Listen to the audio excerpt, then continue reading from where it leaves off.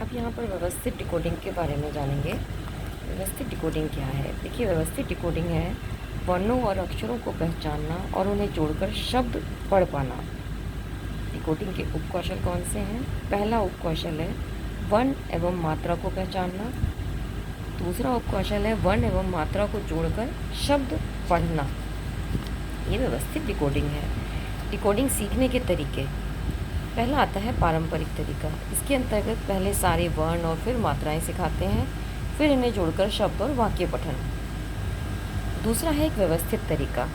इसमें क्या है, पहले ऐसे वर्ण और अक्षरों के समूह सिखाते हैं जिनसे बहुत सारे शब्द बन सकें, फिर बच्चों के साथ शब्द पठन का अभ्यास किया जाता है। जैसे यहाँ पर देखिए ना, रा, ला, का और फिर है ता और आ की मात्रा। हम सिर्फ इन्हीं पे काम कर रहे हैं। अभ्यास क्या हो रहा है, ये शब्द बन रहे हैं न, ल, रात। सिर्फ इन्हीं वर्णों पे और इसी मात्रा को फोकस में रखते हुए काम है। ओके, देखिए नल, रात, लता, कान। फिर इसके बाद इसी प्रक्रिया को नए वर्ण अक्षर समूह के साथ दोहराया जाता है। इसके बाद आप जैसे इस पे काम करेंगे हम, सा, ब, म, प, आ की मात्रा। देखिए सा प मिलके बन गया सब, प, सा, बस। से मा, म, पा, पा। इसमें बच्चों के लिए ये अधिक उपयोगी है। शब्द पढ़ने की प्रक्रिया सारी वर्ण मात्राओं को सीख लेने के बाद ना होकर साथ साथ चल रही है। इससे बच्चे सीखना अर्थपूर्ण तरीके से शुरू कर देते हैं। ये है व्यवस्थित डिकोडिंग का तरीका। अब कक्षा में डिकोडिंग अगर हम करेंगे वर्ण पहचान, इसमें क्या करना है, पहले बच्चों को एक शब्द बोलना है जैसे नल। मौखिक रूप से शब्द की ध्वनियों को जोड़ने तोड़ने का अभ्यास। बच्चों से शब्द की पहली ध्वनि पूछना। जैसे नल में पहली ध्वनि क्या है, न।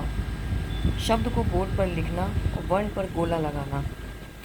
वर्ण से मिलते जुलते और शब्द देना, जैसे नल, नग, गन, फन।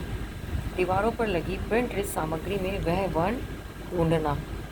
हवा में वह वर्ण बनाना अध्यापक के द्वारा। पहले वही वर्ण अध्यापक हवा में बनाएंगे, उसके बाद बच्चे हवा में बनाएंगे, फिर हथेली पर बनाएंगे वही वर्ण।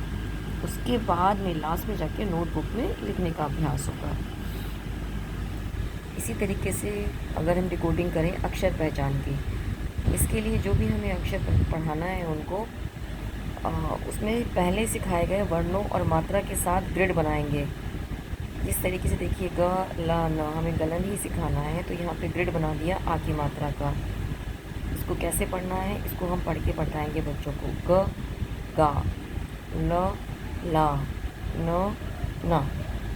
इसके बाद में बच्चों के छोटे छोटे समूह बनाकर ग्रिड में पढ़वाना अध्यापक के मार्गदर्शन में। अक्षर पहचान की खेल की गतिविधियां करवाएंगे। उसके बाद अक्षर से संबंधित लेखन कार्य होगा।